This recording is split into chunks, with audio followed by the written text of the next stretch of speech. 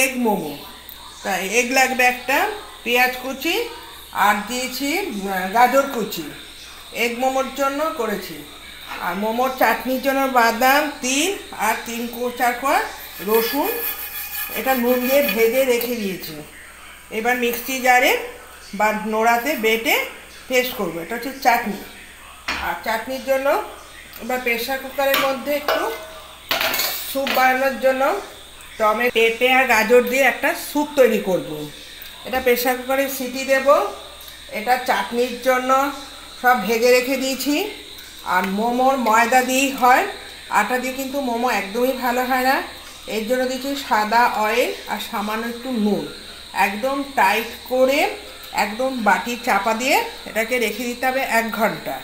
যতটা সফট হবে ততই মোমোটা নরম হবে। এখন মোমোর জন্য সব কিছু তৈরি করছি। সমস্ত রেডি করে রাখা হলো। এবার ময়দাটা মেখে 1 ঘন্টা রেস্ট রাখবো। আর বাকিগুলো একটু বয়েল করে রেখে দেব।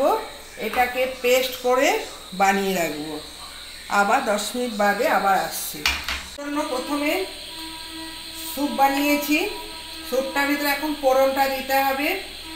একটা হচ্ছে তিল আর বাদামের চাটনি রেডি করে রেখেছি, কিন্তু তেল আর সর্ষে ফোড়ন দিয়ে করবো।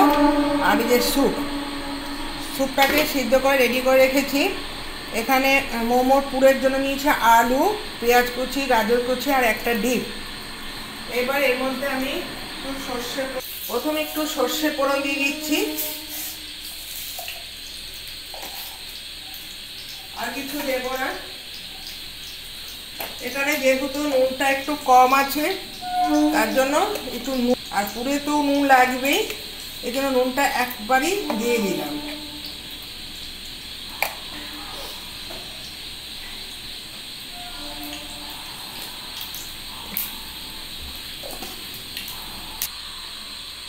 এখানে একটু তেল দিয়ে দিচ্ছি।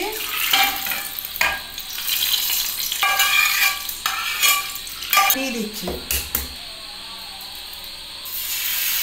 রেডি করে দিচ্ছি।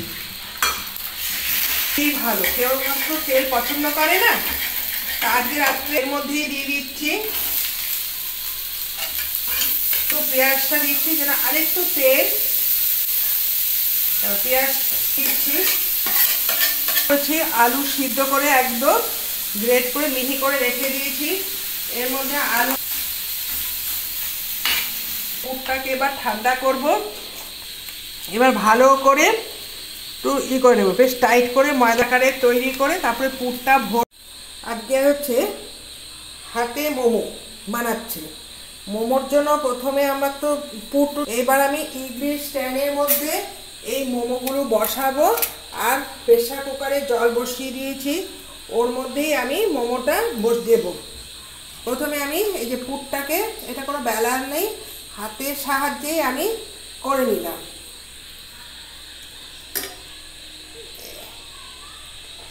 এবার একটু কুচি কুচির মধ্যে করে নিয়ে বাটির মধ্যে এগুলিকে একটু ভরে নিচ্ছে। যে যেমন ভাবে পারবে সে সেভাবে করবে। তারপর একটুখানি আমি একটু চেপে দিচ্ছি যাতে বয়েলটা তাড়াতাড়ি হয়ে যায়। এখানে আমি গ্যাসটা ধরিয়ে দিচ্ছি। একটাতে প্রেসার কুকারে জল বসিয়ে দিলাম, আর আরেকটা একটু কড়াইতে, কারণ 12টা তো অনেক টাইম লাগবে স্টিম হতে। তার জন্য ভাবলাম একটু বড় মোমো করি, একটু ছোট মোমো করি। দেখো হাতে আমি কিভাবে বানাচ্ছি তোমরা দেখতে পাচ্ছ, এবং টেনে টেনে আমি হাতে করছি।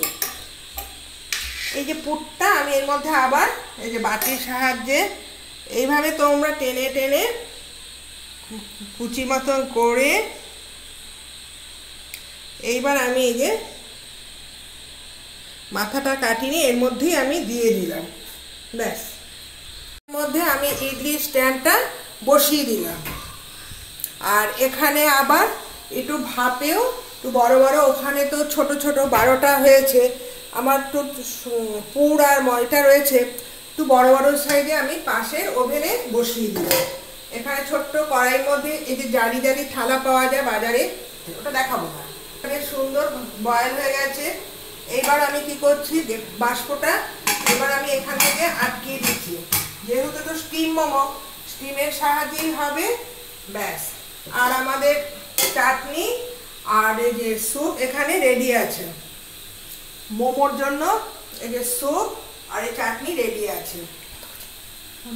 হ্যাঁ, এর মধ্যে আমি কুকারের মধ্যে করে ঠান্ডা করতে রেখে দিয়েছি। আমার মোমো রেডি, দেখো একদম পারফেক্ট দোকানের মতনই মোমো তৈরি হয়েছে।